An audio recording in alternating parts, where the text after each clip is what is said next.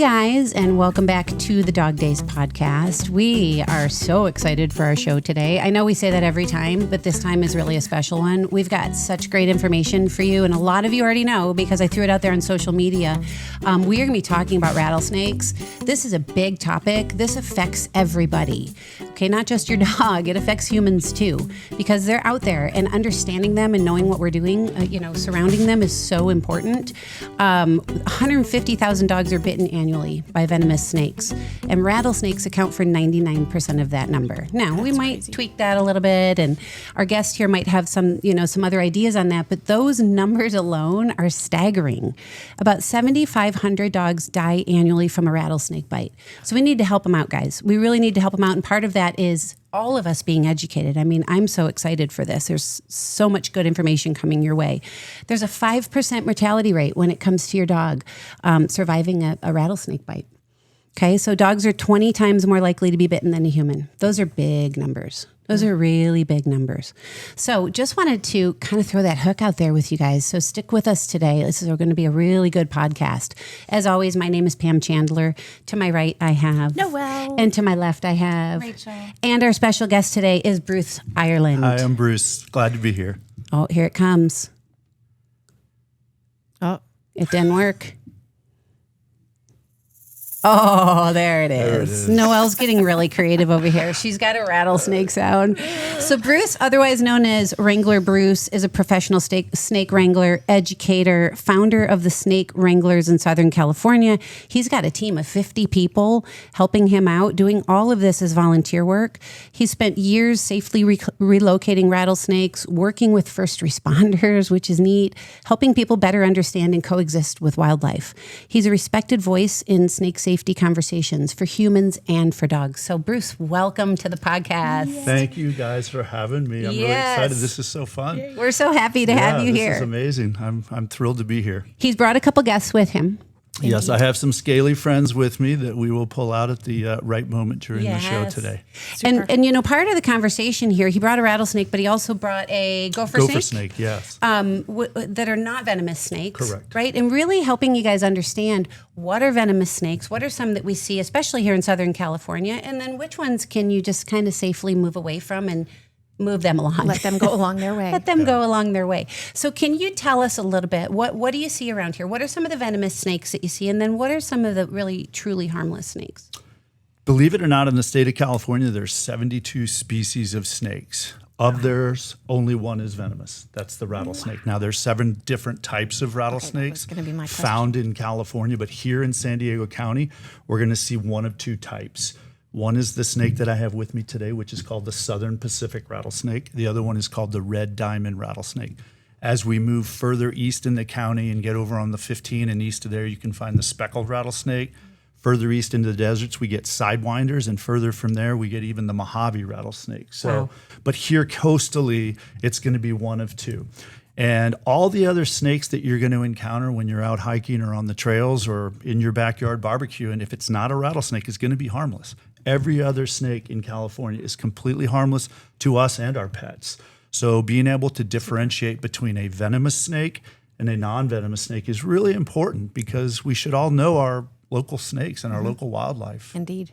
No, absolutely. And we see them out here all the time at the ranch. And we've seen them at Wolf Academy. They were gopher snakes, we've learned, thankfully. They were very big, and they just kind of moseyed on their way. But understanding this is so important, because nobody wants to hurt them, but at the same time, they don't want to be hurt. So what are we looking for when we run into any snake, but especially a rattlesnake? You can tell the rattlers because they have a rattle on them. Yeah, so if you're like most people that live in San Diego, we live here because we love the outdoors. It's one of the best climates in the whole country, if not the world. And because of that, we like to be outdoors. But if you're going to be outdoors, you just have to know you're going to see snakes. It's just part of being outdoors in San Diego. So seeing a rattlesnake or a gopher snake is not a reason for alarm. You don't have to panic. You don't have to freak out. If you see a snake on the trail, whether it's a rattlesnake or a gopher snake, just leave it alone. It's truly as simple as that. A rattlesnake doesn't want anything to do with us as humans. It's when we interfere with their lives that bad things happen. Statistically, you were talking about bites to dogs. Here's an interesting one. In the United States, there are 8,000 venomous snake bites a year across the country in a year period. 80% of those are not accidental, meaning the human chose to engage that snake, tried to move, tried to touch, tried to catch, tried to hurt, or tried to kill. The snake only does what a snake's going to do, is defend itself. Right. So if those 8,000 bites were limited to only accidental bites, that number would be much, much smaller, probably So around interesting. 1,500. So considerable drop in number of human bites when you leave the animal alone. Great. I love That's that. such good information. Yeah. And what are you looking for? I mean, I've always heard if they're coiled up, that's when they might be uber defensive and maybe come at you. Yeah, so somewhat true. A coiled rattlesnake, meaning they're in a position to launch that strike. But they also sleep a lot of times in a coiled up position, head down. They're not really in a position of defense. It's when they are aware of us, they need to defend themselves. They're going to raise that head up. They're going to keep an eye on you as you move around. Typically, they're going to start shaking that rattle. Not always. That is a defensive position. When you see a snake that is actually coiled, I always refer to the old Western movies. You know, John Wayne rides up on the horse and his horse almost bucks him off, and you look down and that snake's all coiled up. Yeah. That is a rattlesnake's defensive position. Okay. Coiled doesn't necessarily mean that, but head up, aware, awake, that tongue's doing those slow, crazy flicks, rattling. And the rattle's going. Not always. Okay. Believe it or not, I see half the snakes that I encounter when I'm doing what I do never rattle their tails. Like the one we interesting. have today, hasn't rattled yet. Wow. Yeah. He likes us. Yeah, maybe. That's because Sid's not in the room. We put Sid away for this one. Yeah, he actually might react to a dog. Yeah, I it's- bet. it's I would. interesting. Yeah. If she came in the room, If I so, would. would definitely react. Definitely Yeah. Sid. Yeah. I would. Let's talk about the rattle, because I think that there are a lot of myths out there when it comes to the rattle. I think there's a lot of misinformation. And we did a prep call for this. So I learned a lot on that call. Oh my gosh. About, the eating cycle, the shedding cycle, and how they gain a new rattle. Is that the right way to say Is it? it a new rattle? So not a new rattle. So in short, when a rattlesnake is born, they have what's called a birth button. It's a tiny little opaque, a birth button. That's so cute. Like a baby. And that's what they have, and it doesn't make a sound. It's one clear piece of keratin, which is the same material our hair and fingernails are made out of. When that snake sheds its skin, it forms a new section. Only when they have that first section does it start to make a sound. So a baby that's shed its skin one time, if you were in the silent room and it started rattling its tail, you probably wouldn't hear it. Okay. Oh, wow. Okay. Then when he sheds again or she sheds again, he gets that second section, third section. Every time they shed, it gets longer and louder. So a rattlesnake that shed its skin maybe 2 times might sound like a bee flying by 10 feet from you. Okay. Are you going to hear it? If you're really quiet, maybe. Right. But you can't age snakes. So one of the myths are that you can count the number of rattles on a rattlesnake's tail. So a 5 rattlesnake, I think the one we have has 8. That is not an 8-year-old snake. It means that snake has shed its skin up to 8 times. Now, they shed more the more food they eat. The more they eat, the more they grow. The more they grow, the more they got to get rid of that old skin because it gets tight. So they rub off that nose and they shed that skin off, and we find those shed skins out in the woods or wherever. But the problem is you could have a really old snake with a tiny little rattle because they become more and more delicate as they lengthen. So a long rattle, that very end section is going to be just like if you and I grew Brittle. our nails. It's really brittle, and I try to get a rattlesnake, my nails are going to break off. So that's the same thing. Yeah. We see 4 or 5 foot rattlesnakes that are probably 10 years old or more. They should have a rattle that long, but rarely do we ever see They them. get their regular mani-pedis. Yeah, they do. They keep them nice and clipped and clean. And but the snake that I have with me today, we'll talk about it.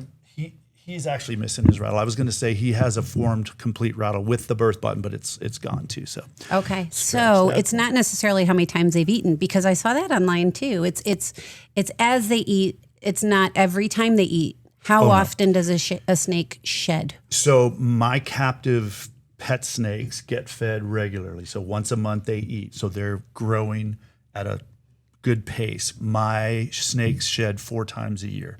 So once a quarter, they're dropping that skin, and they're not rattlesnakes, so we're not gaining a rattle. But that's probably not normal in the wild. In the wild, it's probably closer to 3, Okay. maybe 2, 3.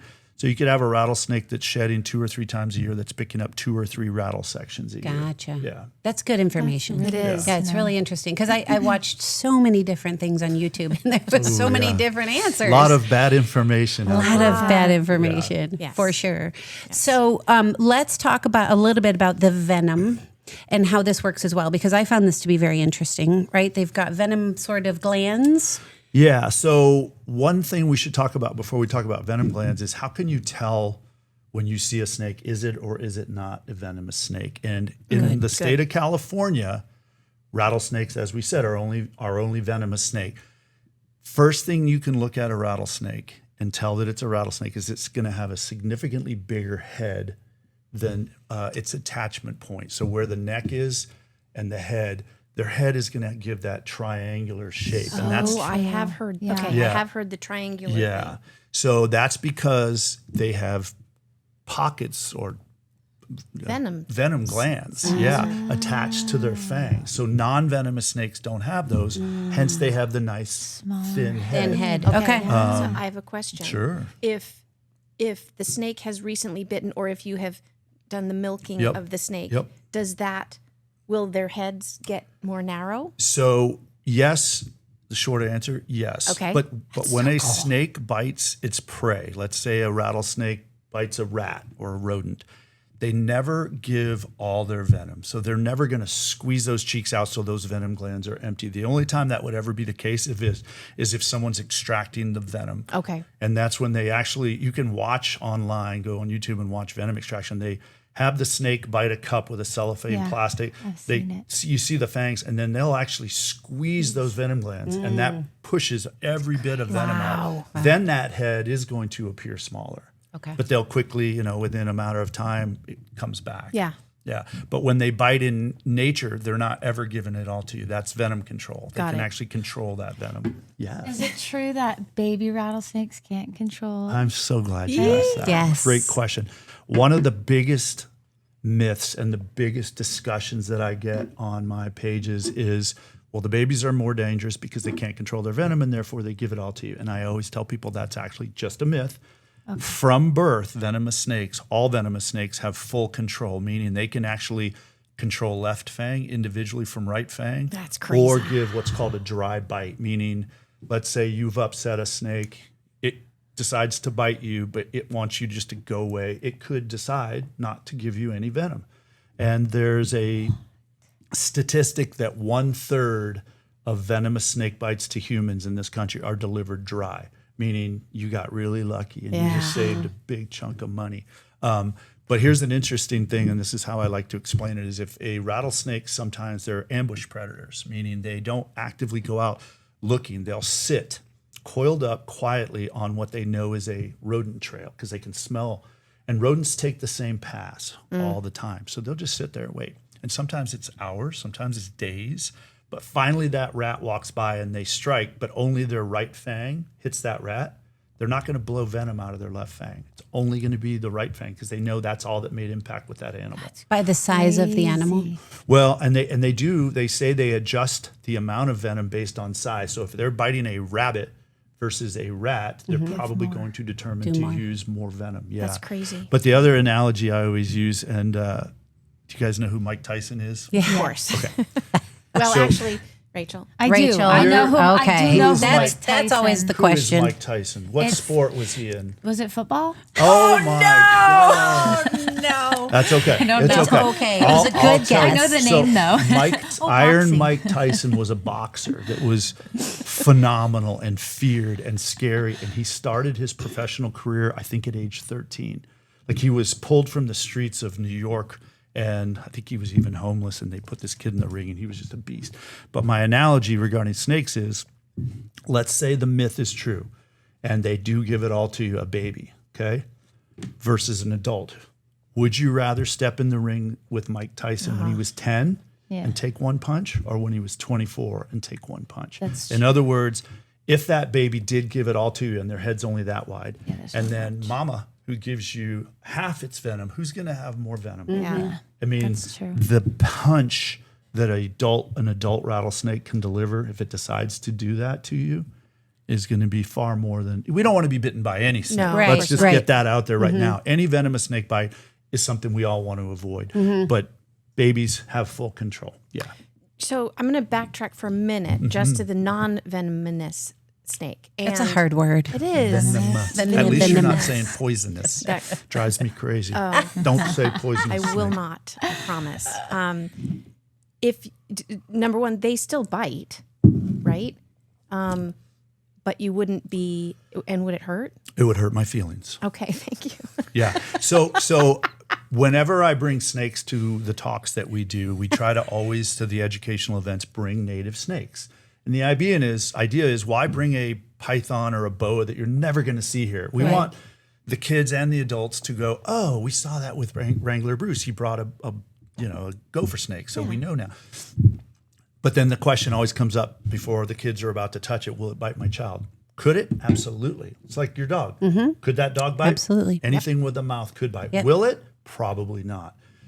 But if you take a bite from a non-venomous snake, it literally is a non-event. I don't even, like, I get bitten often by non-venomous snakes. Sometimes by the time I get home, I forget it even happened. And I'm like, I can't even remember where it was. They do have teeth, but they're very, very short, tiny, curved backwards, which is called recurve. So when they bite a rodent, it allows the rodent not to pull away. Got it. And then they constrict. So if you were to be bitten by a non-venomous snake, you're not used to it, so you might think it's somewhat painful. I don't even bat an eye anymore. I'm so used to it. I'm just like, okay, finish. Go ahead, get it Want over to try? with.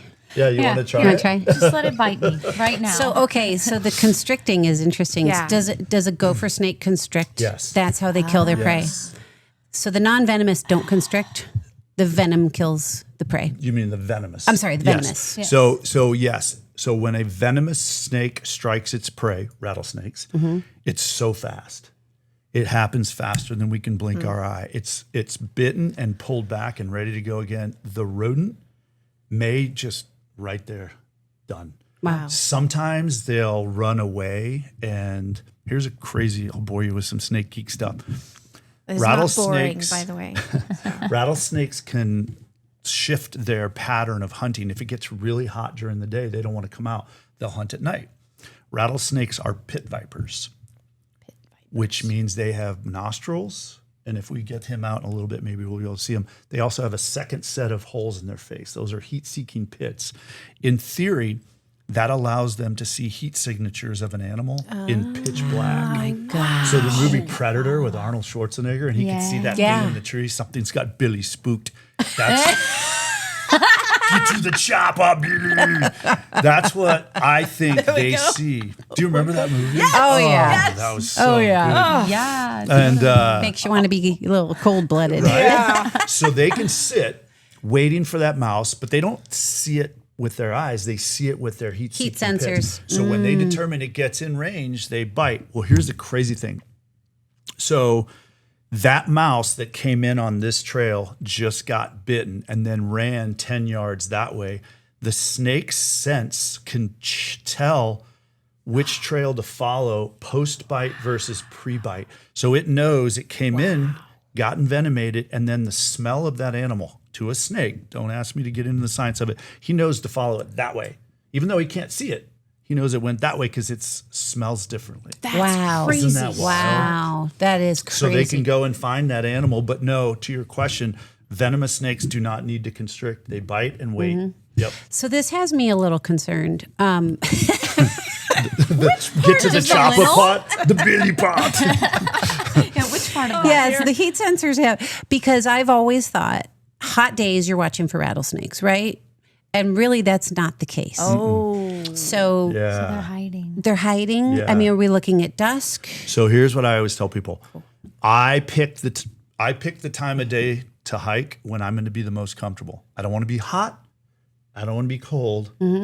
Same exact thing. Same thing with the So snakes. if you go out on Makes a hike sense. Yeah. early in the morning and the sun really isn't up and it's still cool, You might. probably not going to see one. Or if you do, it's going to be cold and lethargic. But when that sun comes out, because they're cold-blooded, they use that sun like a big solar panel. They heat up, and once they're warmed up, and what people will do is they'll go out hiking sometimes around 9 in the morning. They've had their coffee. They're ready to go hike.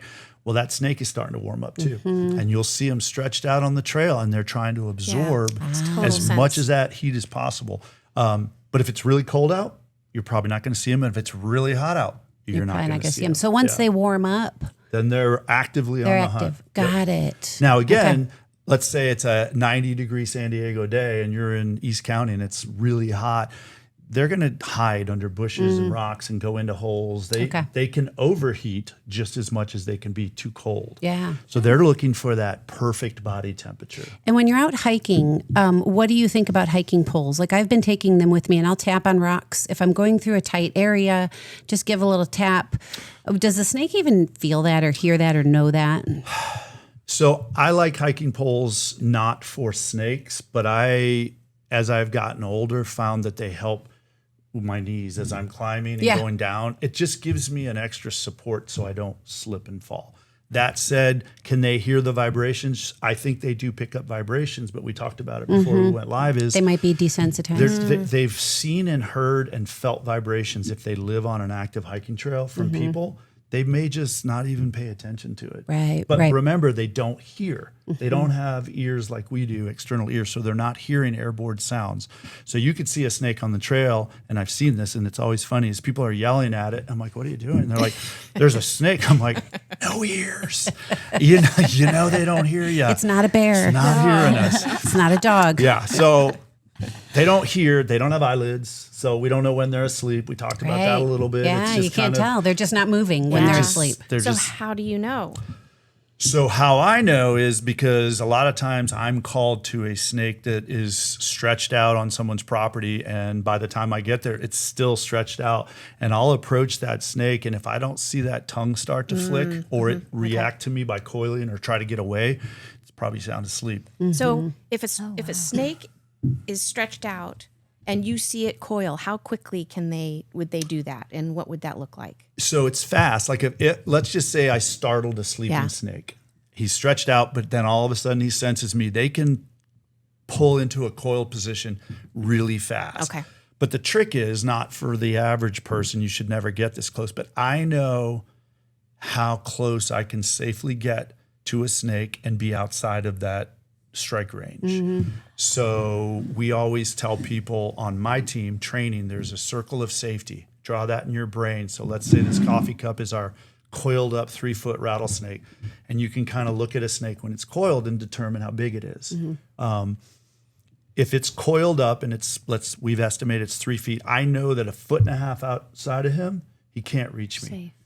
I would never tell anybody to test that theory, but for what we do, we have to get close enough to get them. That strike range is half their size? Half their body length. Half their body size. Yeah. Okay. And so a lot of times if a snake is stretched out, you can ballpark. That's a big snake. That's 4 feet. That's 3 feet. Coiled up, a whole different ballgame. Right. But I always tell people or suggest to people when they call me, we have a snake, it's coiled up. I always say, how big is it? And they say, we have no idea. It's coiled up. And I said, okay, think about plate sizes. Okay. A coffee plate that you set, what is that called? A saucer? Saucer is going to be about that big. That's going to be a foot size snake, maybe 1.5 feet. Okay. A plate for a sandwich, that's about a 2.5, 3 foot snake. You get a dinner plate, that's pushing 3 feet more. Okay. And when you see a big one compared to a little one, it's pretty substantial. Back up.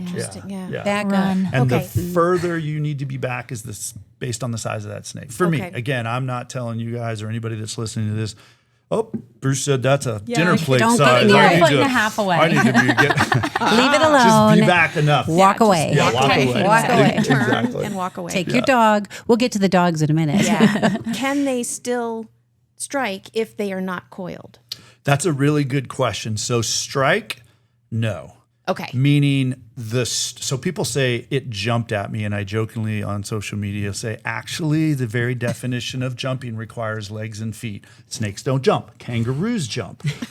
So the motion they're referring to, the jump, is their strike. That is their attack or their bite or whatever you want to call it. So for them to launch a strike, yes, from a coiled position. But if there's a stretched out snake, rattlesnake, and let's say I grab it mid-body, it can very easily just turn and bite me. It does not need to be coiled to bite me. Okay. So being bitten by a snake does not require a coil. To have a snake specifically rattlesnake strike, it does. Okay. Yeah. And so if there's a stretched out snake, like what you saw, we would be safe if we just Back up. walk away. What if you walk around it? Yeah. So Because then question. it can't turn, right? I Yeah. mean, how far can the turn? Because you don't want to step over it because it could turn and get you. So we always have this conversation during our talks. And let's say the trail width comes into play. Let's say it's a 6 foot wide trail and he's taking up 3 feet of it and his head's on that side and his tail's here and you got 3 feet here. Just walk around it. That's what I did. But if, Is it? if you did good. See? There you go. Good instinct. I did. But there are some very narrow hiking trails here. Yeah. And even sometimes when I'm hiking, I mean, it's 1.5 foot and the bushes are right there. Yeah. If there was a body of a snake and I can't tell me, I'd just step over it. But don't Do what it. I do. Yeah, I Yeah. would be like, the other way. But what you don't want to do either in a narrow trail situation is step into the bushes because there could be Another one. yeah. So then it just bites if you there's and really Babies. no direction to go, if you've got a snake that's taking up the entire trail, go back. Find another one or go hike some I was other running day. Box Canyon once, and my friend would always say to me, "Are you sure you want to do that? There's snakes out there." Oh, I'm good. That's my favorite canyon. It's a great canyon until I ran into a snake, and it. All the I more mean, reason to go it there. it was all the way across that trail, and either side, I would have had to step into. Yeah. So I turned and I ran back Yeah. that There you way. go. The whole time looking behind me. Yeah. It was the Making first sure it's time not I'd seen chasing one. you. yeah. Yeah, I thought it would chase me. Chased me for a mile. Yeah. I was out of breath. It was so scary. So do they But they chase? don't chase. They do not chase. Yeah. I mean, it's kind of a joke in the snake community when someone writes, "Well, I was chased by a snake for a mile." My first thought is, you must be really slow. And second of all, can you really run a mile? Let's be honest here. Yeah. They could. Because a snake can't. So rattlesnakes in particular, they're going to stand their ground if they feel threatened. But before they do that, they're going to typically try to get away. If they have an exit strategy that can go in the bushes or away from you, they're going to take that first. If that doesn't work and you continue to press the snake, he's going to coil up and he's going to get into that classic, I'm going to bite you stance. Sure. If you get to that point and you still don't walk away, that's on you. Yeah. Yep. You know, Be they smart they out give there, you guys. all those warnings. Yeah. But what he's never going to do is you start going the other direction and all of a sudden you turn around and you see him sneaking. And he tries to act like he wasn't. Well, no, I wasn't doing anything. me. Not Not me. like- was the That's other what the guy. coyotes do. Now that's a Yes, different yes. animal. That's what the Yeah. coyotes do. If you Stalker turn and animal. run, they will Absolutely. follow you. They But will. not the snakes, They guys. will. Not the No, snakes. The snake's brains do not think like a mammal does, like your coyote or your bobcat or your mountain lion that could actually see us Stalk as you. prey. But yeah, snakes, They just wanna be they left live alone. their life on the ground. Everything to them is huge. Yeah. A child is huge. A dog is huge. I am huge. They don't want to mess with us. No. Mm-hmm. Okay. They don't. It's a terrible myth to think they're evil and they're out to get us. They're not. So pretty simple for humans, honestly, because we're smart and we make choices and we can reason and understand things. Most and of us. dogs Yeah, I are was very gonna say different than backwards. that. Yeah. I mean, hey, survival of the fittest I around here. choose to Darn play right, with snakes man. all day. Where did I go wrong? Let's talk just quickly because you told us this story on the prep about you saw somebody who had gotten bitten. You actually took them to the hospital. Yeah. I think the symptoms of the bite are really important because he was like, "I'm fine." He didn't think it was that bad, but he needed to get to the hospital. So if you get bit, you have to go. And Yeah. you should not drive yourself. You should Yeah, not drive yourself. yeah, Yeah. those So are all things- give us all the checks. Yeah. So a venomous snake bite, specifically in California by a rattlesnake, is 100% a medical emergency. Okay. We talked about earlier dry bites. You would never know that you've been bitten with no venom until you go to the hospital and they determine that. So 100% medical emergency. First thing you need to do when you're bitten by a snake is, move away from the snake. Sounds counterintuitive, but I have heard stories where the person that is bitten is so freaked out and shocked that the snake bites them a second and a third geez. time. Oh God. So move Move away. You do not need to collect the snake. You do not need to take a photo. You don't certainly need to kill the snake and bring it to the hospital.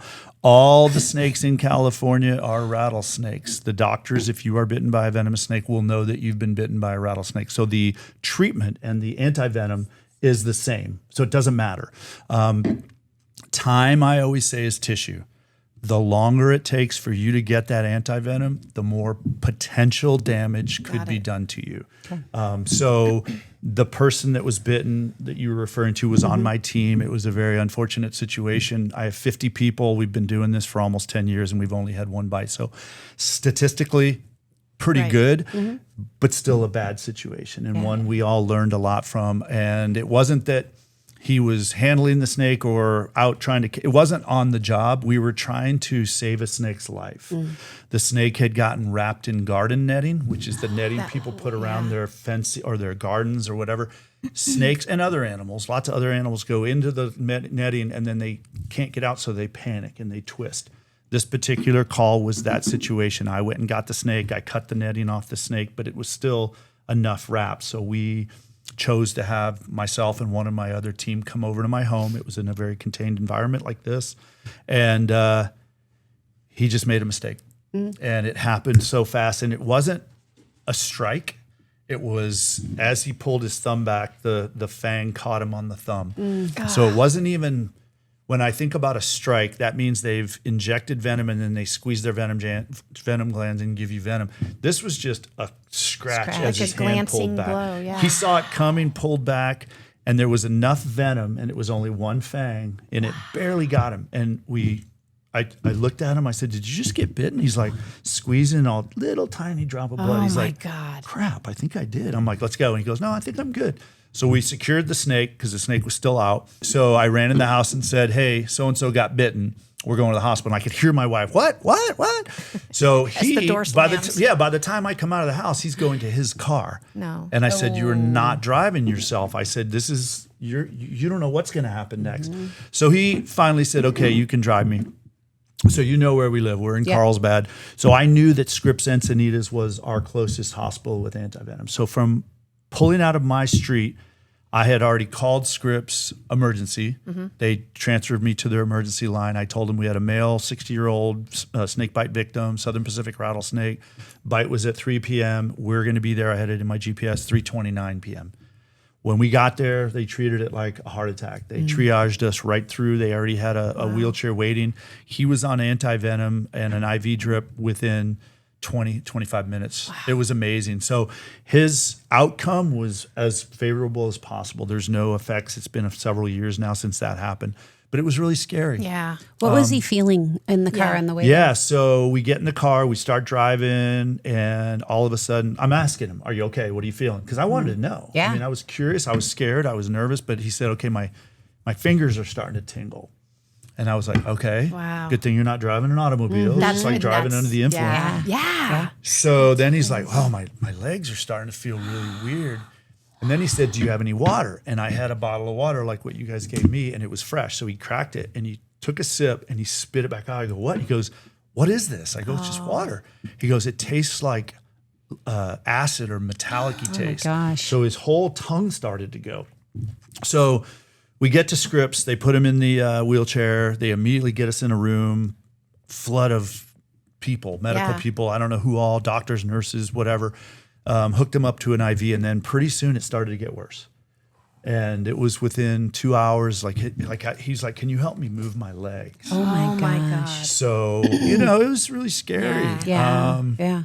But then 2 weeks later, he was totally fine. He's fine. Yeah, no, leftover effects from Amazing. it at all. Amazing. But we Scary did acted everything. thanks to You the acted fast. Well, we had to. Yeah. So you hear stories of people that are camping in the backcountry bitten, gonna and it's say days, different result. Yeah. Yeah. For sure. And let's just say it, a rattlesnake bite can be deadly. Yeah. We've had 3 this year. Yeah. Which is That's a crazy Unusual. statistic. so crazy. Yeah. Just in California. Right. And normally, like nationwide, it's 5. less than Yeah. way Yeah. less than 10, right? It was way less. So never in the double digits as far back as they've been keeping records of fatalities from snake bite. They say the average is 5 to 8 in this country for the course of the year. And we've had 3 in California, In California. by the end of May. Yeah. Wow. Unusual.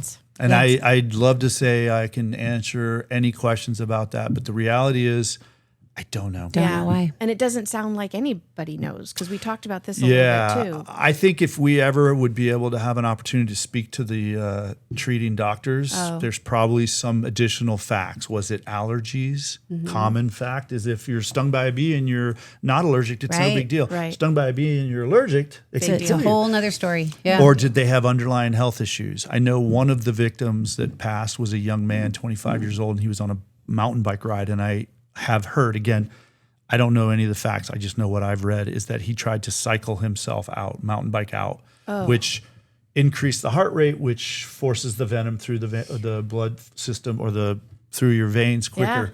And he went into a coma and was in a coma for 1 month. So sad. Which I don't know in this country if coma is a normal effect of or a side effect of a snake bite. I don't think so. I know maybe in some countries where the snakes are really, really, but he went into a coma. So that's just seems... Because you're not really supposed to be active, right? You're supposed to keep your heart rate low, stay calm, keep your call heart rate 911. down, call 911. Call 911. Yeah, have them come Have to them you. come get you. Yeah. They say like take off, like if I was bitten on the hand, my hand's going to swell. So I would want to take off my rings because if not, they cut them off. Stay calm. Don't panic. Don't treat it with a tourniquet. Don't do that. Don't cut and suck. All snake those bite kits. all those things are old school. Got it. Don't do anything. Get to a hospital and allow the doctors to start treating you is the best thing you can do. Yeah. Great segue, honestly, into dogs. Okay. Yeah. Right? Yeah. Because I've heard of stories of people trying to suck venom out of their dog that got bit, and don't do it. Keep your dog calm. Would you carry them? I mean, if you could, you'd carry them. I would. Although my dogs weigh 130 pounds. You've got some big ones. I don't know that I could do Kenai. that. Yeah. Try But you really want to walk hard. them out slowly. Yeah. Get them to the car. Yep. A really good point you made, and I did this today for the area we're in, is find out who has antivenom. Not all vets do. Generally, your emergency vets will have the antivenom. Yeah. And Bruce is going to be going to the vet if he gets bit because apparently it's quicker and cheaper than the emergency room. It's far less expensive. Far to go less to a vet. expensive. Yeah. Yeah, Same- Still not cheap, but far less expensive.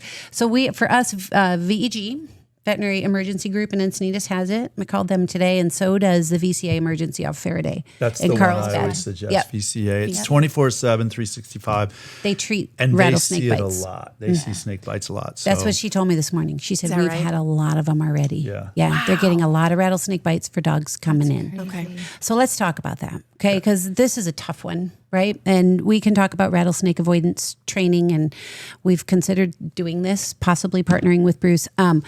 But your dogs just don't understand, right? Now, I've had a few out here that have walked up to snakes and backed up. So maybe some have instincts where they go, that is something that's unusual and scary and I want to move away from it. But I've also had my dogs run right over a giant rattlesnake and not even notice it. Yeah. So let's talk a little bit about dogs and what can we do to help them out aside from the training, because the training is crazy effective for the most part. Once in a while you get a dog that it just doesn't work for. It's aversive training. It has to be. They have to go, that thing hurts. Yeah. So it is a type of training. But for the everyday person who isn't hiking trails and may just randomly run into a snake in the neighborhood, what kind of advice can we give them? I mean, I'm a dog lover. You know that. Yeah. That's how we met. That's how we met. Training my dog. So thank you. Yes. Keeping a dog on leash when you're not at your home is, because I love to take my dogs off leash. I love to see them running and happy, but you lose control of them. Mm-hmm. And dogs by nature are very curious. The first thing they're going to do if they see or hear or something moves, they're going to go right over to it and put their nose over to it. Most of the bites that we see are to the face, ears, jowls, nose of a dog because they put their face right up, and that snake, it doesn't know that that's not a predator. Sure. They don't know it's They don't know. and everything eats snakes. So coyotes, bobcats, mountain lions, raccoons, possums, Birds. skunks, birds. So that snake, as soon as they see that big face come up, they don't know that that's your pet. They just do what's instinctively tuned in their brain, and that is to bite. And when that happens, if your dog's off leash, you may get lucky and hear a yelp. You may see him or her jump, but a lot of times you don't know. You don't like even know. if you and I are bitten, we're going to come inside and go, oh crap, I need to go. Sometimes they just dogs I are, hadn't even thought Oh, about they that. just suck it up. Yeah, Yeah, I their hadn't even pain thought about it. threshold is Right. a whole nother they thing. don't know. And they wouldn't know, hey, Yeah. Mom, or Yeah. look at my look. Yeah. And so then you get home and you put Fido in the house just like you always do. And all of a sudden Fido seems a little sleepy and you don't think of it. And you go to bed and the next morning you wake up and They're in it's distress. a bad situation. Wow. So, having your dog on leash is the first thing I would recommend because at least, and one of those leashes that you can go out 30 feet, you're kind of defeating the purpose of having a control over your dog so they can't Right. get to a snake.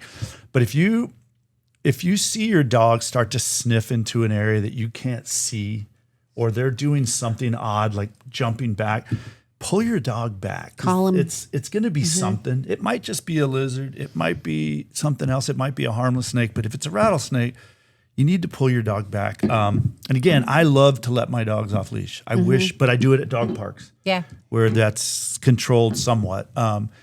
If your dog is bitten, it is absolutely just like a human, a medical emergency. You got to get them to the vet. Time is tissue for your dog. And if they get the anti-venom, usually it's very treatable and your dog's going to be okay. It's going to be expensive. They typically keep the dog at least 24 hours. I've heard of 2 days, 3. I've even heard 3 days. And That's the then, expensive part, is that overnight. Right. Yeah.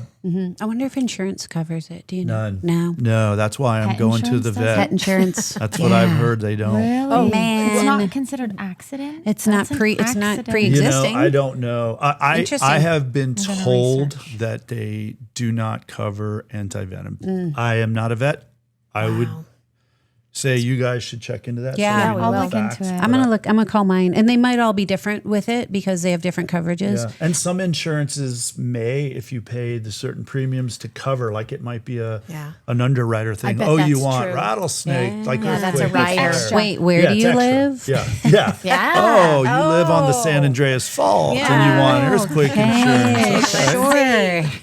So I don't know. I would think that there's just- I'll definitely. look into it though. So Yeah, I'll call mine. I think you it's call yours. Yeah. I'll call mine too. I think it's a good thing we all should know. I should including probably you. know for my dogs because I you let them off a lot. definitely should But the nice thing is, and we talk about this a lot on the podcast, is recall.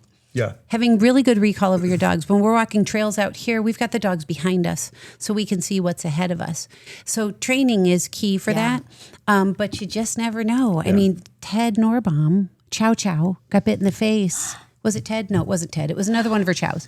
Got bit in the face, just stuck his head in a bush in the neighborhood Yeah. and got bink. Well, and that's He the was thing too. fine. Snakes, you say they're behind you so you can see. Snakes typically aren't sitting out for you to see. They want to be hidden because they're preyed on by so many things. So it could be the smallest, tiniest bush, and there's a snake hiding. Right. Because I get called to homes and they'll say it's in that bush. I'm looking, and I'm like, and finally I move one branch and there There it it is. It's like, is. oh my God. Well, and they're camouflaged. They're incredibly well camouflaged. They sit motionless for the most part, and they don't rattle. So, if your dog's running around, you're not going to hear rattle and pull your dog back. It's going to happen Yeah. faster than Yeah, you can control. before you can do anything. Yeah.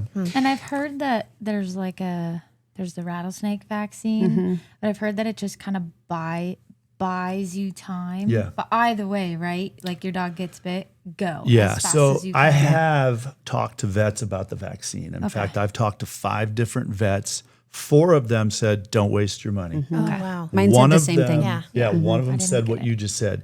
If you live in a remote area where you getting to the vet is going to take some time, hours, it potentially buys you some time. But if we live here, we have access to our They're vets. so close. they're They're really everywhere. close. And Yeah. then one of them said that sometimes the vaccine actually, it's active snake venom. So it could have an adverse reaction to your dog just from giving them the vaccine. So again, I don't want to put any vets out of business that say that you should get the vaccine, but from what I've heard, it's not money you should spend. Yeah. I'm hearing a lot of them recommend not doing it. Mine recommended it. Yeah. Just, no, don't waste your money. I think the money would be better spent on rattlesnake aversion training. Training. And again, we're not here to push training, but I think that the insurance money to spend to get your dog trained, which is whatever it would be, $300, $500, $700, is far less than a $7,000 treatment bite. Yeah. And if your dog takes well to rattlesnake training, you're that much better off, and Absolutely. you've given that dog a better chance at not having a bite. Yep. Okay. And this is avoidance training, you guys. So this is teaching your dog to make the choice that you should be making as a human to avoid a snake when they see it. And they'll probably be looking for it even more. Yeah. Right? Because they're just different. There's an association that goes on there. So they're looking for threats in their world when something is painful to them. Yeah. Right? So when you say that they would be looking for it more, do you mean after the training that After they would the be training. aware? Oh, They'd that's be more interesting. aware. Yeah, that makes Yeah. sense. Because they would associate smell or visual of a snake with ouch. Ouch. Yeah. Pain, as they should, Yeah. because it will hurt. And Yeah. you know more than I do, but that it's not meant to really hurt them. It's meant to just give them a, hey, don't go over there. Pay Give them a little attention. poke. Yeah. That association, Negative which we association. talk about all the time. Yeah. All the Because time. it's the associative learning that they like look at that and say, "Hoo-hoo." Yeah, Yeah. we don't want to go near that. Yeah. Thing. Yeah. Okay. No, exactly. And so let's kind of dive into that a little bit, because when I threw this out there for questions, this was the question a lot of people had. And we get it from our clients on a regular the time. basis. All the time. Can you recommend somebody for avoidance training? Because they're out there and we're all hearing about it, especially this year. Yeah. And we're hearing these stories. So rattlesnake avoidance training is generally done with an e-collar. It's generally done with an e-collar. I've heard one person tell me they did not use an e-collar when they did the training with the dog, and I reached out to that company and they had gone out of business. I wonder why. I don't know. Yeah. I don't know. Maybe it wasn't effective. You do the math. Yeah. So rattlesnake avoidance training, they put an e-collar on the dog. They've got somebody who's experienced, can keep everybody safe. They've got snakes in the room, and you let the dog kind of approach and you give it a poke as soon as it gets close. And I mean, that's a simplistic version of it, but you really want to work with somebody who knows how to e-collar train and who knows what they're doing and can keep the dog safe. But it's an aversive training method to get your dog to choose not to go near something. Right. Now, Bruce has done this. He's helped other trainers before, and you have seen dogs that just didn't get it. Yeah, one of the situations I was involved with was 2 German Shepherds from the same litter, so brother, sister, same age. And we put the first one through it, and that dog did amazing. Like, I don't even think we ever had to shock. I think we used sound or vibrate. And from that point on, wherever that snake was, that dog went around. Switched it out to the other dog, and that dog never got it. It just Kept going toward the going snake. to the snake, and we kept having to do a little more and a little more, and we just had to give up on that dog. And then I've heard that's the norm. Isn't that they don't get it, but that does happen. happens from It's like, time to time. It's Yeah. like children. You have 2 good ones, and you got that one that Just doesn't quite get it. doesn't quite get Just it. off the beaten path a little bit. I totally get that. But again, it's should you rattlesnake avoidance train your dog? There's no downside. Worst case scenario, your dog is the one that doesn't get it. Okay, All right. but you tried. We're gonna be but cautious, for yeah. the Yeah, other, it's- let's call it 80%. I'm just throwing numbers out. It works. And then I've heard a pretty high percentage. Yeah, it's a of number it working. high like Yeah. that. So a really good question somebody asked me, and this is a great one, was my dog's already e-collar trained for recall because I wanted them off leash. I have a big property. I want to be able to take them out. We've done positive reinforcement with recall training on the e-collar. We did use stimulation because they didn't care about a tone or a vibrate, but the stimulation works and everything's great. We put the collar on, dog loves it. So now can we bring in aversive training? Is that going to ruin my recall Oh, training? that's really interesting. Yeah. And my answer to that is no, if it's done the right way. So associative learning, you guys have heard us talk about this so much, is the key to this. Okay, so the timing of the dog looking at that snake and going up a little on that collar, so it's going to be different, a different feel than the recall. It has to be something that gets their attention. And if you watch them do this online, you'll see the dog do a little jump. They don't scream and squeal and run away with their tail tucked. They do a little jump as if they just got struck by a snake. Oh, interesting. Right? Yeah. So they learn to move away from it. So Okay. there is a lot that goes into it. But it's everyone I've never heard someone say it didn't work for their dog. So the important part of the e-collar, though, is that there's a differentiation between what you're using for recall and what you're doing to say this is a bad thing. So think about And that makes recall sense. is your verbal command Yeah. from the owner, right? I'm asking you to do something and I'm pairing it with this feeling, Yeah. right? It's not an aversive feeling. It's Right. not pain. It's a, hey. It's a pay hey, attention. tap, Yep. tap, come to me, right? With the snake, the owner's not saying anything. I moved toward that snake. It was my action that did it. I moved toward that thing right there, and something hurt me. And that's what you need them to understand. That thing is going to hurt you. Okay. The owner doesn't talk. So my other concern with relying on an e-collar would be you might not see, like the example that you gave, Bruce, is the dog went into a bush, and you wouldn't necessarily see that in order to call him off. Right? So this isn't you calling them off. Right. This is I see a snake and I don't They like make it. The choice. training teaches them, even if they do go in the bush, they know and they have associated with the training not to go near that thing. Now, I know I get that part. What I'm going back to is the woman that said, "Can I use my recall training?" Oh, never mind. She was saying, I get "Can it. I do both?" Okay. Can I still do the both? training? Right. I was trying to make sure that the human wasn't trying to use the e-collar on their own to recall them to off. recall the dog. Yeah, no. That's all. I was just trying Although to make that not clear. bad to have in your back pocket. Yeah. The one that I had out here that walked up to a rattlesnake, I Right. saw her. I saw her move toward it. I didn't see the snake, but I saw how she was acting. And I just said and we were doing recall training. I said, call your dog. Yeah. Call your Wow. dog. Now. She goes, what's, I go, just call your dog. And she called her over and she came. And we walked over and there was a snake there. So it worked. I know. That's what you want. Yeah. She wasn't rattlesnake trained. But had so- she been, she would have backed off on her own. Yeah, she would have Yeah. made the choice on her own to leave it alone, which is ideally what you want. What you is want. because if you don't see it and your dog does, you want them to. Yeah. Automatic. Yeah. Leave me And alone. I think a lot of times with snakes, it's not just visual; they'll smell them. I was And gonna I think ask the that. same thing. You want to get to a point where your dog smells that smell that they associate with that owl. Don't go near whatever that smell is. Yeah. Got it. So you can use the skin for that. Right? Yeah, because they pick up the smell. I mean, again, rattlesnakes aren't sitting there buzzing, and they're not always moving. So your dog may not see it visually or hear it, but they can smell That it. nose. It's the Let's work on that nose. Yeah, I Use have that heard nose. that some rattlesnake trainers will use the noise, like the rattle. Sure. Is that effective? Because you said sometimes there is no rattle. Yeah. So, but is it worth it to just throw it in So there? I think that if you're putting your dog through the whole training, I think sound would be definitely part of it. You Yeah. know, just have the, and the problem is with a live rattlesnake, they don't always rattle. So it'd be hard to get a rattlesnake to, okay, would you please rattle Could you now? please So perform? you on could command? potentially have There's a your mouse. little sound effect machine. There you go. there you go. You know, Well, Apparently you have to hit it twice. Apparently. There it There it is. But the sound of an actual rattlesnake, an adult rattlesnake, is unlike, I don't know if you've ever heard it. It is a sound that will definitely wake you from a sleep. It is very crisp, very loud. Some associate it maybe with turning on and off a sprinkler. Or I think it sounds like sizzling bacon, you know. And they can stop and start it, or they can go for a long time. Wow. I mean, I've had rattlesnakes during the relocation port. So I hike them back out. I'll put them to an area where I think they'll do well, and they'll start rattling while I'm doing it. And as I'm walking away, I'm 300 yards away. I can still hear that snake They are rattling.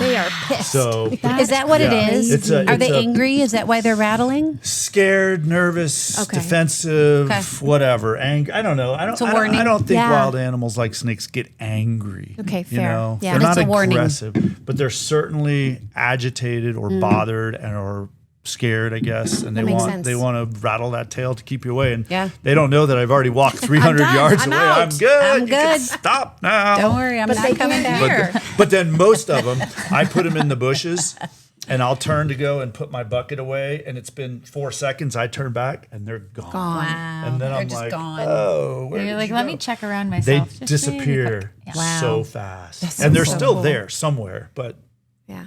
I can't find them. Oh my gosh, Interesting. that's crazy. What are some of the snakes that are safe? I mean, I have little boys. I actually have a really good story. You do. Tell your story. So I know corn snakes are safe generally, unless they're in my house. Apparently, Wow. I'm always the exception to the rule. Tell the Always. story about your corn snake. So and my Zach. son wanted a snake, and I said okay, and we went and got a snake. And so I researched and I read that a corn snake is your safest bet, right? It's one of them, yes. It's one of them. What's another one? There was another one. We were Ball looking. pythons are great. It was a ball python. We were Rosy boas are great, but never take them out of the wild. But rosy boas are one of the most Safe, calm. They're just like, I didn't like the word python, so I said we're going to go with the corn. I like I corn like Rosie better. Boa. I'm glad though. you didn't say Rosie. ball. Cut that. That's coming. So I didn't like the word I ball. didn't like the word ball or python. Actually, ball doesn't. Anyways. Okay. So we get this snake and he names it BJ, and we're all like, He really did. Our 8-year-old son just name his snake BJ. BJ, and we're like, why'd you name it BJ, buddy? And he said, well, if you turn him over, it looks like piano keys, like Billy Joel. Yeah, Rachel, get your head out of the gutter. So bad, Rachel. So bad, Rachel. Rachel. Goodness. Filthy. Goodness. Yeah, because that's where my head went, is the keys of a piano. So we had this snake and it was fine. It was totally fine. And I watched the kids with it. We're not torturing animals, like be kind. And then the fires came through Carlsbad and we had 2 birds. We had a snake. We had 4 dogs. We had stuff we had to get out of the house, and it was a panic and get it all out of here because the fire was behind our house. Yeah. And went to a friend's house. Snake lived in the garage. We brought the whole aquarium, everything, for like a month and a half, and came back to the house, and the snake was never the same again. It was never the same again. And I don't know if it was the movement. There was a lot of smoke as we were moving them all. I mean, the fire was upon us. And so one night I'm going to bed and my son comes, hey, Mom. And he had this cute little lisp. I wish I could even give it justice. BJ is in the hallway. It's like Chucky. And I'm like, well, put him back in his thing. He's like, I think you need to come out here. And he's coiled up and he's going like this to my son. Really? Oh my gosh. And I was like, okay, I don't mind getting bit by a dog. I got to draw the line here, And this thing is like the Too size bad of you my don't finger. know a good snake wrangler. Right? Jeez. Where were you then? Right. So I go get the biggest Tupperware I can find, and I'm coming up slowly, and I just boom, put it on it, and it was so agitated inside. So weird. So that snake went to Ecovivarium. They are wonderful. They are reptile rescue, and they gladly took the snake and said they could rehabilitate him because I was pretty sure that wasn't going to happen in my house. You needed Yeah, some the rehab. Ecovivarium is a favorite place for ours too when we find a snake on a snake call that's non-native. Sorry, my bracelet. We can't release a non-native like a corn snake if we were to find one on a call, which we get. We can't release them, so we have to find a new home. It's illegal to release a non-native snake. That's what happened in the Everglades, and now they have that huge problem with pythons. Yeah. So we get 3 to 5 to 7 calls a year where they're non-native boa, python, corn. And first thing I do is ask our team, does anybody want a snake? Well, we try to find the owner. Sure. But usually those snakes have been released because Billy went to college and Mom and Dad don't want that around anymore. So let's just put it out in nature. Yeah. Terrible thing to do. But they ultimately either die or somebody calls the snake wranglers and says, hey, there's a bright orange snake in the street. We get him, and then somebody takes him. Or if not, we take him to Susan at the Ecovivarium. Cool. Yeah, she does an amazing job over there. And if you've never visited, you can pay to tour. I think it's nothing. Where it's is like it? It's in Escondido. Oh. Ecovivarium. And they have amazing lizards and snakes and turtles, and everything's non-venomous. They don't have it, but they have a monitor lizard that you can go into this little room and sit down on the floor, and then they bring him in. He's like 8 foot long. Oh my gosh. It's outside of a cage? It comes in and crawls all over They're you. friendly, and his right? tongue is like that. Well, he looked very, very, he was very friendly, but we went years ago and my kids are tiny and this thing's like licking my daughter. And I'm like, no. And I love That's reptiles. like my nightmare. That's a lot. That was my dream. So you and I have different dreams. I'll take a dog looking me in the face all day. Yeah, I like that too. Oh my gosh. But yeah. I will have to say, and you may disagree with this, but those parents with the corn snakes, we moved on to a tortoise. Much easier. Yeah. They don't bite. The problem with tortoises is they can live. They live 100 forever. years. Yeah. So the commitment was, this is your tortoise. And it went to college. So Ernie, we got a better name. And not BJ. I still Not BJ. Ernie was like in the frat house, bouncing room to room. Tortoise. Living a good life. If that tortoise could tell stories. Oh, I'm sure. yeah. I'm sure. Yes. Ernie would Ernie tell was some living. stories. He's still living large because Ernie's going to be around probably another 60 Yeah. years. Oh, sure. So yeah. Oh, wow. Amazing. Yeah. So let's pull out the snakes. Yeah. Okay, and I'll do kind of a recap at the end, just hitting some of these high points for dog owners. But I think this is cool. This is where you see Rachel go all the way over so there. let's just start by saying I only brought 2. They're both snakes that we got on snake call. So these are not pets. These are not my pets. These are wild snakes. And I say that because I think what you'll see is both are very calm. These snakes have been in my care for, less than 48 hours. So it's not like they know me, but they, I think, quickly determine if someone is a threat or not. Okay. So the first snake that I have is also one that is most often. How do they feel about caffeine? I don't know. Can they sense fear? Yes. So this is a gopher snake. Oh, that's a gopher snake. Yeah. So this is the snake that's most often misidentified as a rattlesnake. I think they don't look anything like rattlesnakes. The head is very Smaller Tiny head. little head. Exactly Yeah. what And then you he's said. being shy, but if you look at the tail, so non-venomous snakes, he actually is missing part of his tail. It's kind of stubby, but there's no rattle. If this was a rattlesnake at this size, and he's actually bigger than you'd think. He's actually close to huge. Yeah, once he unwinds for Where's us. the head over here? There you go, buddy. He likes you, Rachel. So So- what does he eat, Bruce? So they're exclusive rodent eaters. The name gopher snake applies because they will go down into a gopher's hole and eat the resident and take I care would of like the gopher one of problem. them in Wow. my Yeah. backyard. A lot of people want gopher snakes in their yard. Oh, Yeah. don't get caught. So this is a wild snake, and again, beautiful. could he bite me? Absolutely. But will you bite me? No, we don't want to He's bite. going to just give kisses. Yeah, he's So sweet. do rattlesnakes go into gopher holes as well? All snakes will go down into holes. So people will often tell me, "Hey, there's snake holes in my yard," and I have to be nice as I say these things, but snakes don't dig holes. They do not have little arms and legs that they can use a shovel. They can burrow underneath loose soil, but those holes that you see that are perfectly made going into the Yeah, ground, yeah. that's always a rodent. Okay. Those are not snake Or a holes. ground squirrel. Rodent, squirrel, yeah.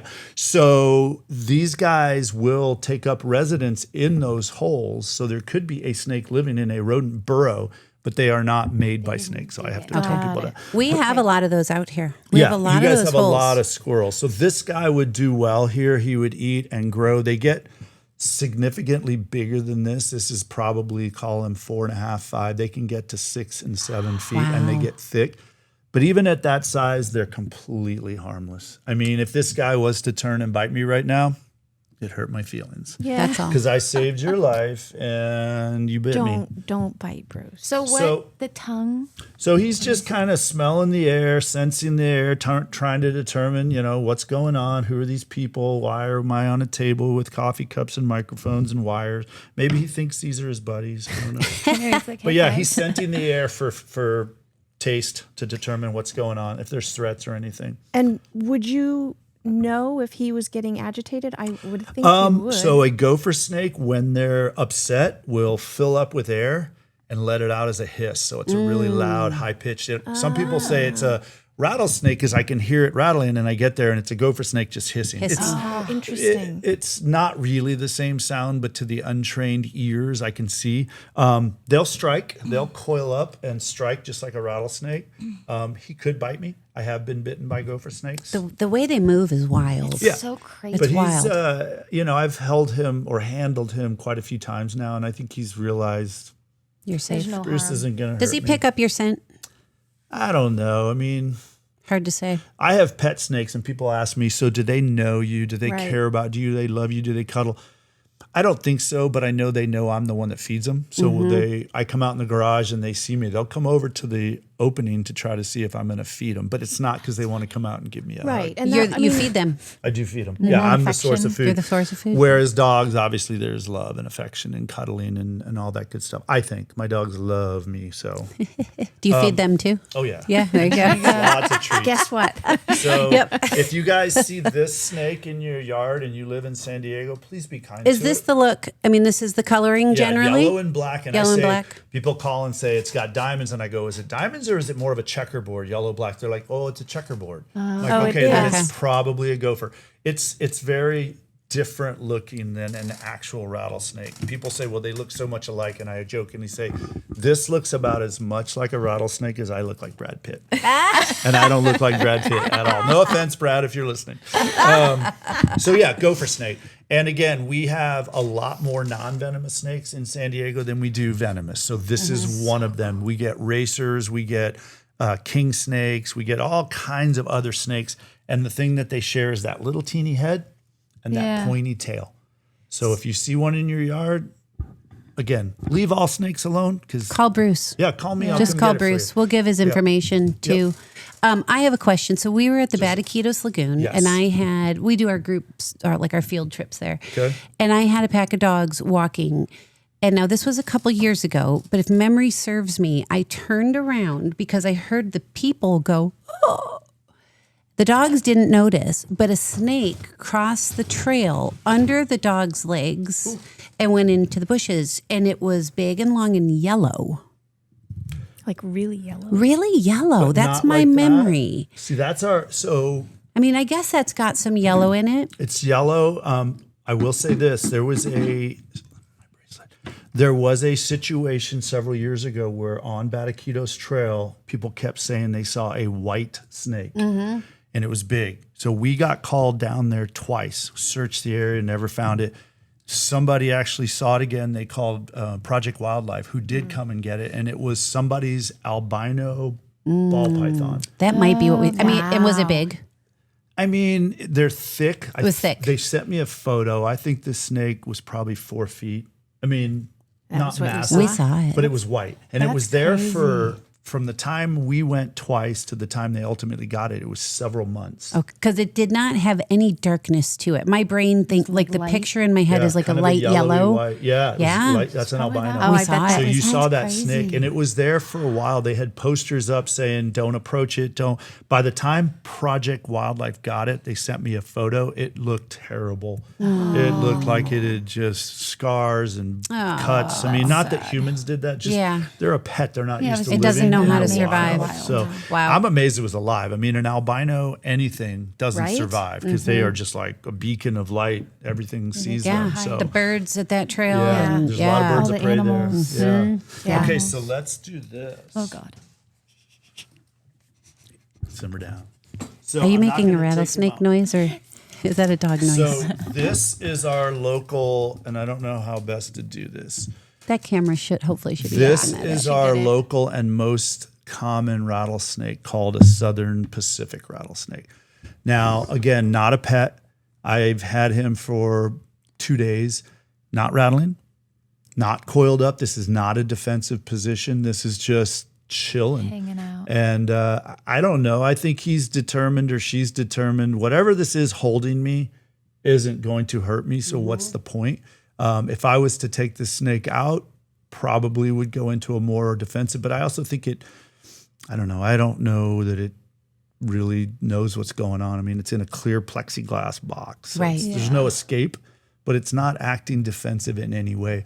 But this is the one we see the most. So of all the thousands of snake calls my team get on the Snake Wranglers, it's almost always this guy. 80% of the calls we get are for the Southern Pacific rattlesnake. And where did you find him? Where was he? This particular one was in San Alejo Hills in someone's yard. Okay. So most of the calls we get are yards, businesses, or schools. Okay. If somebody calls and says, hey, we're at Bataquitos Lagoon and we see a rattlesnake, I'm like, enjoy it, take a picture, but I'm not moving it. That's their home. Mm-hmm.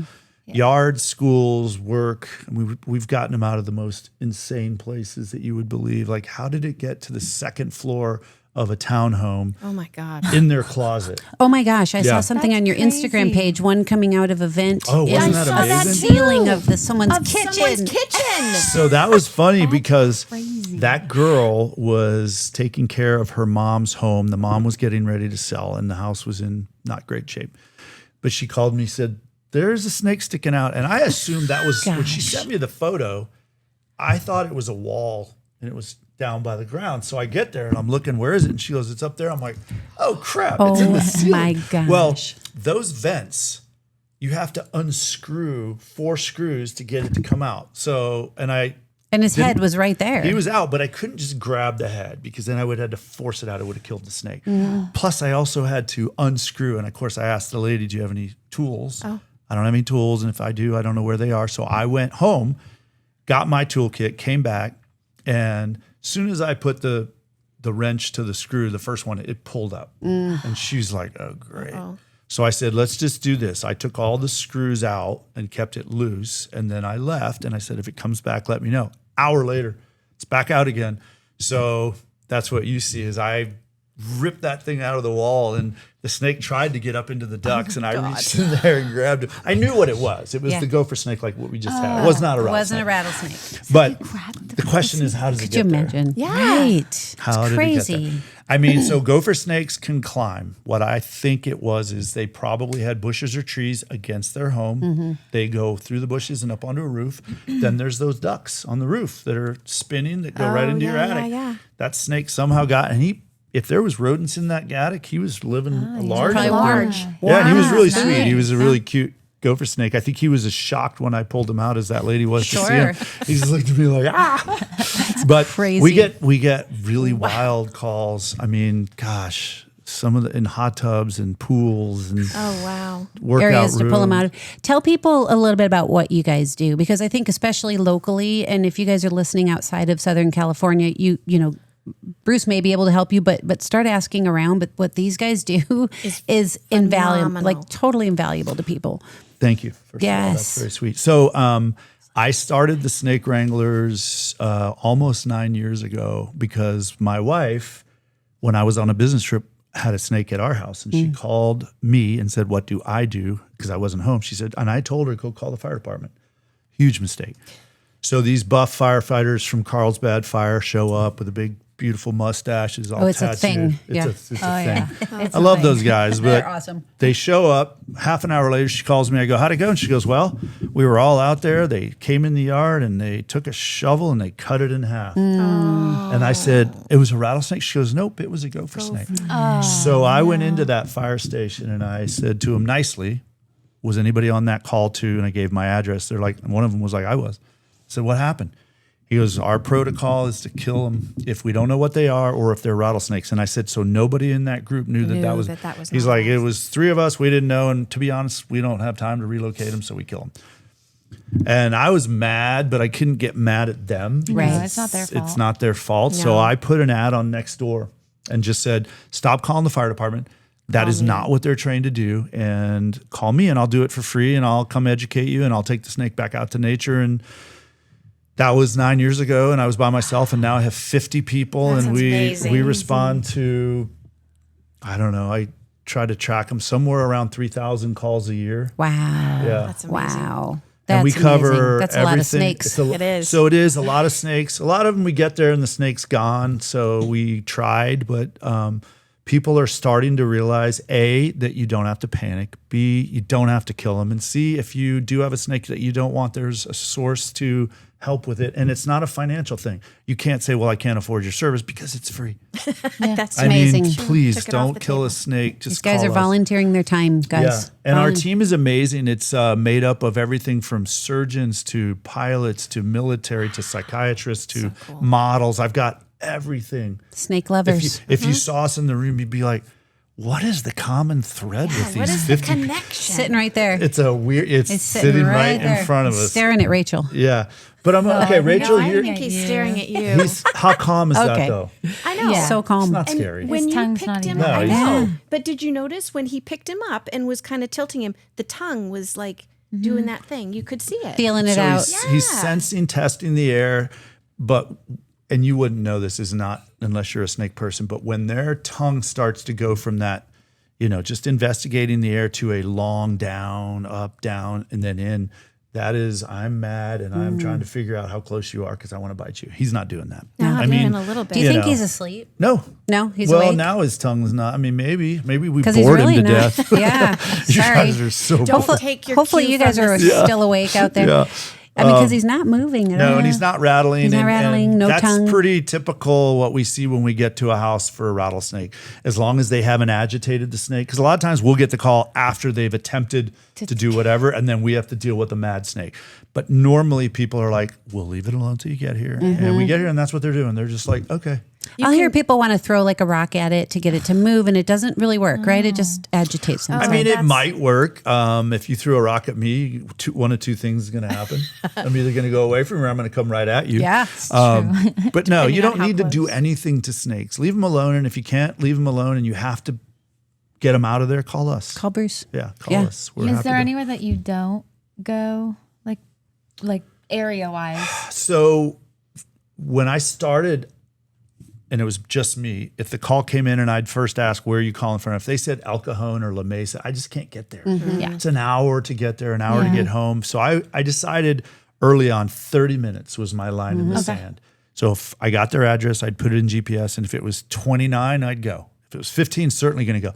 35, I'm sorry, I can't help you, which sucked because then I'd have to face the fact that they're going to take the next step, which is definitely not good. But now I have people all the way down to Tijuana, all the way to Pendleton. That's so We're awesome. trying to find people, maybe even going into Orange County, and just keep going. Yeah. It's just a lot because I manage all of them. Not manage. They're friends of mine. They're smart people, but there's a lot of effort that goes into. course there is. Sure. It's a project. I always call it quarterbacking. I'm getting all these calls and I'm trying to figure out, you're going on that one, you're going on that one, you're going, who's got which. It gets a little hectic, but I love it. I just don't know if I want to take it to the next step, make it bigger. That's hard. Yeah, that's hard. We understand that. We do a lot of rescue work out here. If people do want to contact you, what's the best way for them to reach out? So just Googling Wrangler Bruce is very easy. I show up. My social media is awesome. It's So really awesome. good. So fun. So really fun. if you're curious to see what these calls look like, I did start a TikTok and Instagram and a Facebook page and a YouTube page. Not because I wanted to see myself doing this, but because it seems a lot of people actually are it's fascinated so by snake informative. calls. Oh, Yeah. and really it gets is. you more comfortable seeing this and Yeah. how you're managing them and handling Yeah. them. And the snake's not attacking you, Yeah. right? Because you're doing it the right way. But Right. but I think it helps. When I first started watching it, I was a little like, ooh, what's he doing?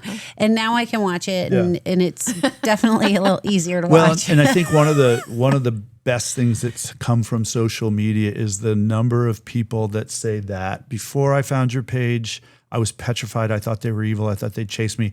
And now people will say, I saw one when I was hiking and I actually sat there and enjoyed watching it and took pictures. And I'm like, okay, that's winning for me, because if I can just stop, I don't care if you don't become a snake lover. I don't want everybody to be snake lovers. Just respect nature enough that you don't decide a snake has to be killed because I fear it. Right. You know, one of my favorite mottos, I'll see if I don't slaughter this, teaching fear often becomes learned hate. Oh, that is True, right? You know? That makes a lot of sense. Because a lot of times I'll ask people, why are you scared of snakes? I'll ask you, why are you scared of snakes? Because of all the stories I've heard of people. So being myths bit and stories, and it's usually that, or it's, well, my grandparents taught my parents and my parents taught me. It's passed down. So by the time it gets to me, I've got 3 generations of people telling me they're evil and they're going to kill me. So I might as well think do that. it. Yeah. So it's breaking that chain, you know, and all the educational events that we do, whenever we start, I always want the kids right up front Yeah, that's cool. because they're just wide-eyed and their brains are open and they're not, and then the adults sit in the back. And some of them I can win over, but I figure if your brain's already so locked down that you don't like them and you never will like them, then I'm not talking to you. I'm Right. talking to this Talking group to- Right. here Talking to the who, littles. when they leave here, will never go out and hurt a snake. It's education. it's education. It's education. so. It's so important. So Wrangler Bruce. Yes, Wrangler Wrangler Pretty much, Bruce. if you just I love search it. that, I'm easy to find. And here in San Diego, my phone number is in more ladies' phones than any man should be in, but for the right reasons. For good reasons. For For all the my right wife reasons. is okay with that. Now we just need a spider guy. Yeah, And I know a bee guy. There's a really good. It's a couple too. But if you ever have bees, Okay. We have a bee guy that comes out here. He's hilarious. He Yeah. pulls up in this truck and he's got smoke going in the back Yeah. and he's taking hives. So he's got bees like spinning around. It's like a cartoon character. Yeah. So he's With got smoke smoke and going bees. in his car. There's like in the back of the truck. Yeah, they keep because some they use smoking. smoke to smoke some of them out. Yeah, and that keeps them calm, right? Yeah. Yeah. And then he's taking bees in. So he's driving this truck and behind it is a cloud of smoke That's and so bees. it's like Cheech and Chong movie. Totally. With bees. You don't know who Cheech and Chong is. If you didn't know who Mike Tyson, That one okay. she knows. She knows. She's like, come on now. That one I know. Might not know my boxers, but I know a good weed story. I'm just kidding. Oh my gosh. Oh my gosh. Well, So this has funny. been so informative. Oh my God. Hey. So Such a good one. huge. Yay. And, It's you so know, fun. for people, for the humans, I think, you guys have got this, right? I mean, I feel so much better, especially being out here where we've got all this space and these trails that we walk on, is just understanding them. Because I truly thought like a snake would chase me. Yeah. I definitely thought that. Your dogs, just be careful. We talk about a lot of long leash work here. We talk about the possibility of off leash. But recall is number one when you're looking at that stuff. Otherwise, your dog has to be on a leash. They just have to be on a leash with you so that you can manage and keep them safe, unless you're going to do some of that avoidance training. Yep. So the key points, if your dog is bit by a rattlesnake, keep them calm. Yep. Get them to the car immediately. Yep. Know who carries antivenom. Your vet may not carry antivenom. My vet does not. So we've got emergency vets here, and I think most of them do, but know who carries the antivenom. So you guys should be calling within the next week. I was going to, do that proactively. Be proactive about that. Yep. They're happy to take the call. Same with hospitals too. We don't want our humans to be bitten, but if I didn't know that Scripps Encinitas had it, I may have taken him to somewhere else, and that time is critical. So that's make interesting. 2 Some phone don't calls. carry it. Call around and find a vet, and then just find out. Room. Find out who locally has antivenom. And it's expensive, so check with your insurance too. I'll be checking with my insurance for sure. Yeah. Awesome. Well, this is great. Oh my gosh. Does he have a name? Have we named him? You can name him BJ? BJ too. BJ number 2? Hey, who's not up for that? There you go. Oh, God. Oh, dear. On that note. On that note, we're always ending on good notes around here, right? It's the sign The of happy a ending. really good We might want to close those curtains. Oh my goodness. On that note. Yeah, you know. Oh, that's good stuff. Well, thank you, Bruce, so much. Thank my you gosh. all. This I've is had so much fantastic. fun and so laughing much fun. with you guys and learning so much about dogs. You guys are amazing what you do. And again, that's how I met you. Yeah. From training my Training pooch. your dog. So Yeah. thank you. And maybe very we'll much. talk. We'll pair up on some rattlesnake think we aversion should. training. Oh I think my it's gosh. smart. Avoidance. Love that. Yeah, it we've works. got the space here for it. Sure It would be do. really good. So we'll check that out. So, do you guys have anything else for Bruce? You good? No. Cool. This is awesome. Nice Okay. job with the rattle. Yeah. Noel. One more time. 2 One more times. time. There it is. There it is. the On that rattle. note, Woo. it feels Not kinda even like him. a haunted I house. know. He's like, Yeah. yeah, wait. He Whatever. can't hear That's it. not real. he's That's hanging He has out. no ears. No ears. Oh, that's right. Awesome. Well, thanks, guys. I think we'll end it there. Yes. Thank you. Thank you guys so much. We really appreciate you listening in. And again, if you have questions for us or anything, or you need, more information on Bruce, please don't hesitate to reach out. Rachel's always checking our DMs. You probably have my Instagram by this point as well. So on that note, this is Pam Chandler signing off from the Dog Days podcast. And Noelle. And Rachel, catch you next time. Bye, guys. Thanks, guys.